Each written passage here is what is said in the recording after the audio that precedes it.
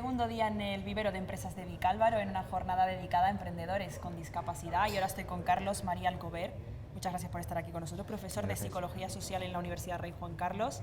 Bueno, antes que nada te tengo que preguntar qué te parecen este tipo de iniciativas. Bueno, este tipo de iniciativas yo creo que son fundamentales porque precisamente lo que hacen es no solamente potenciar la visibilidad de las personas con discapacidad, sino también dotarles de una serie de instrumentos y una serie de herramientas para que precisamente esa no ya integración, sino lo que yo creo que es más importante, que es la normalización de las personas con discapacidad en el ámbito laboral, se potencie y se permita de una manera mucho más activa. Yo creo que precisamente el fomentar la autonomía, en fomentar la independencia de las personas con discapacidad a la hora de buscar su actividad laboral es mucho más importante que el trabajo por cuenta ajena o el trabajo asalariado tradicional. Creo que precisamente es una gran oportunidad la que las personas con discapacidad tienen para fomentar esa autonomía, esa independencia y incrementar su percepción de autoeficacia, su percepción de capacidad y en el fondo empoderar a las personas con discapacidad.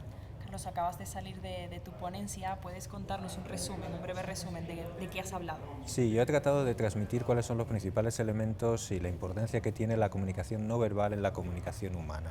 Pensar que dentro de la comunicación humana menos de un 10% es la comunicación verbal, es decir, el lenguaje, lo que decimos, a lo que damos tanta importancia, pero que en realidad tiene muy poca, mientras que más del 90% de la comunicación humana se refiere a la comunicación no verbal, es decir, a nuestra expresión de la cara, la mirada, la postura, los gestos, todo lo que tiene que ver con el lenguaje corporal, y la comunicación paralingüística, es decir, cómo decimos las cosas, el volumen de voz, el tono que utilizamos, el timbre, la velocidad del habla, todo eso es muy importante.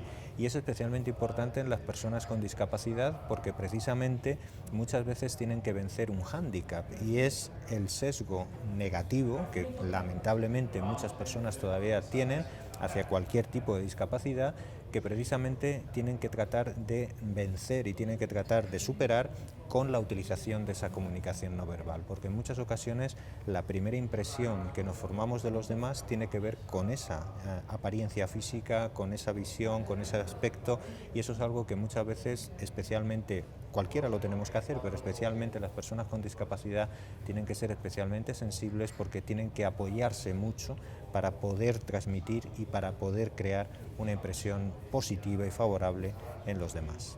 Carlos, ¿has dado algunas técnicas en tu charla para los emprendedores en relación con la comunicación no verbal? Sí, he hablado fundamentalmente de la importancia que tiene precisamente eso, la apariencia física en cualquier persona, la forma en la que hablamos, la forma en la que nos dirigimos, la expresión de la cara, el gesto amable, todo lo que tiene que ver con posturas de seguridad. Eso es muy importante porque en muchas ocasiones, por ejemplo, el utilizar objetos, tener objetos en la mano cuando se está hablando, el tener gestos nerviosos, agarrarse a sí mismo, todo ese tipo de microexpresiones y microgestos que parece que no tienen importancia, transmiten mucho acerca de la seguridad de una persona en sí misma, de la confianza que merece, y por lo tanto en muchos casos precisamente eso, transmitir una imagen de seguridad, una imagen de confianza, una imagen de fortaleza, es muy importante porque como se suele asociar la discapacidad con menor capacidad, en muchos casos hay que hacer un sobreesfuerzo, una sobreinversión en manejar ese tipo de impresiones. Carlos, aprovechando que te tenemos aquí, has hablado de, pues, por ejemplo, posturas de seguridad,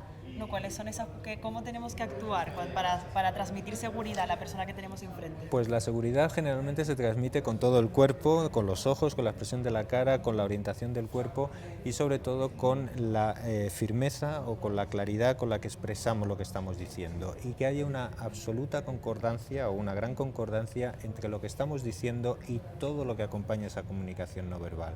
Cuando una persona está diciendo cosas muy bonitas y maravillosas, pero luego no se corresponde con los gestos, con la expresión, con la postura, al final de lo que nos fiamos es de la comunicación no verbal.